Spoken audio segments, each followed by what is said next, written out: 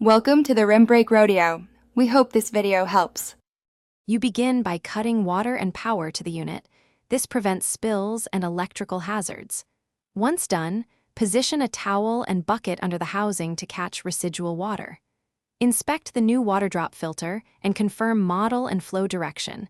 This matters because misalignment stops filtration. Now relieve pressure by opening the dispenser briefly. Then use the designated wrench or hand grip to begin unscrewing the filter housing. Start the process immediately to avoid delays. You carefully loosen the housing and allow the trapped water to drain into the bucket. Expect about half a cup to 1 cup. Once the old filter slides out, examine the O-rings and seals. Replace any that are nicked because leaks begin there. Clean the interior of the housing with a soft, lint-free cloth to remove sediment. This improves seal and flow. Then align the new filter in the same orientation as the original, ensuring tabs and notches seat correctly before you proceed to close it. You hand tighten the housing, then apply a gentle quarter turn with the wrench to create a proper seal.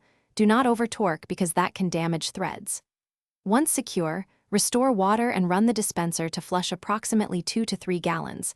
This clears carbon fines and primes the membrane. Make sure to monitor for leaks at the housing line and fittings. If you still see a drip, depressurize, reseat, or replace the O-ring, and retest. This fixes the majority of leaks quickly. Thanks for watching. Consider subscribing if we helped you.